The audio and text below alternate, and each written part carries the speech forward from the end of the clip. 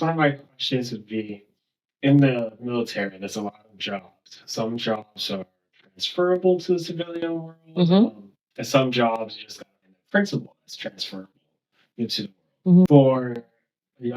For young young adolescents that maybe wants to hop into a military career and then college career. So let's say they don't really have financial support to go into college, but they want to go to the military, get for that opportunity. Yeah, for that opportunity. What would you guys suggest for them to look into a transferable job into civilian? So, and I'm not a recruiter for the military either.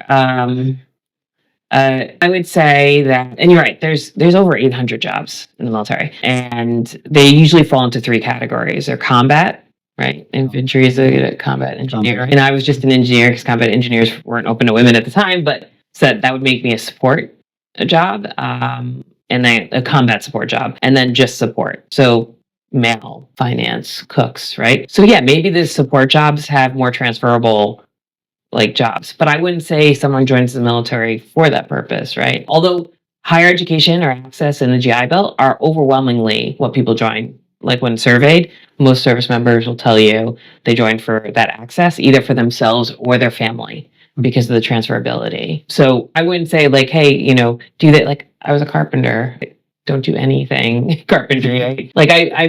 I'm going to work on my fence next week. Yeah, don't stuff, but for me, right? But it's a skill that I enjoy doing, right? And so that I do it, spice rack maybe I can make, but that wasn't exactly transferable, but it's on my CV because there are other skills that you get no matter what you do in the service. Someone who's in the infantry, that might not seem like there is a transferable, but leadership, their management. They're still responsible for other people. They're still responsible for mission completion. They still mentor. They're still over equipment. That could be a lot of money, right? Exposure to different countries. There's a bunch of different things. And then also, you said everyone in the military is infantry technically, right? Or that is your primary. That's your in addition to your job. But you end up also, my path, and it's not unique. I might have been trained as a carpentry masonry specialist in the Army. But like I said, I did training NCO and personnel clerk, which is human resource stuff, helped with awards. So writing a little bit there, right? And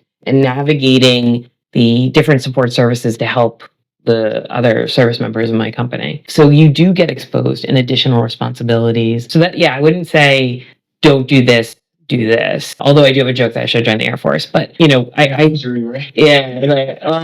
think they do. I have an uncle who was in, and he was like, when he knew I was joining, he was like, "Oh, you join the Air Force? Join the Air Force." He's right. You got lectured. Right? Yeah. But that's a joke. All of the branches like to tease each other about certain things, and I won't do that here. But off camera we can joke about that. But I would say what interests you. I joined.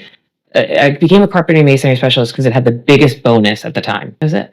Right, which is really small after 9/11 bonuses got huge. This was nothing, but $40,000. Mine was $5 or 10,000. You're right. They offer you $40,000 non-tax. Right, just to keep you right. So, just pick something you want to do. It doesn't have to be because of this idea that you do the same thing throughout your life, right? But I think every path gets you to where you think Again, I was a history major, going to be in the archives until she called me. So you never know where you're going to end up. I like that. Great job with that too. I would say we just actually had a student that we met with. She came to us. Actually, her dad reached out to our assistant director and was like, my friend's daughter is thinking of joining the service. Please meet with her. I guess trying to change her mind or something, give her some information. So we met with her. She's 19 years old. She went to college. She was a sophomore. She wants the military lifestyle. She was very young, very sweet and innocent,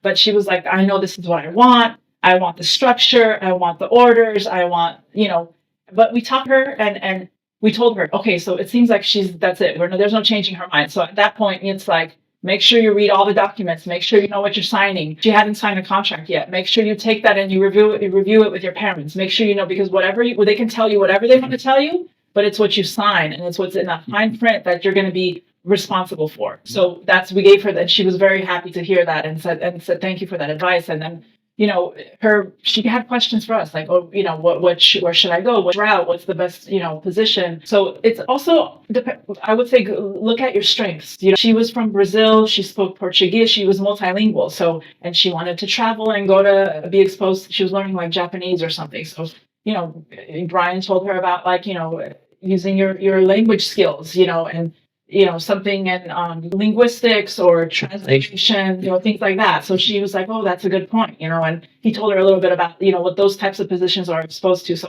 I would say, your interests and also your strengths. What's your strength? If you have good leadership or math skills, go down that route, because that's something that'll help you out, when you transition out of the military. It's always kind of like when you guys went to college, what do you want to do for your major? It's like, what's your interest is, what your passion is, and what your strengths are, Right. and what you enjoy doing, because in the end, you're going to end up somewhere in a job that might not be related to your degree or your major, but it's where your passion is, where, what you want to do with your life, what gives you a meaning and purpose in life.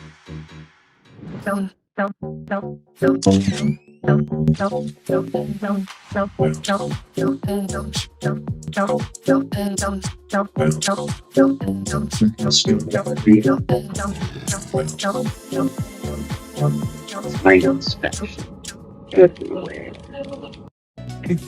trying to coexist.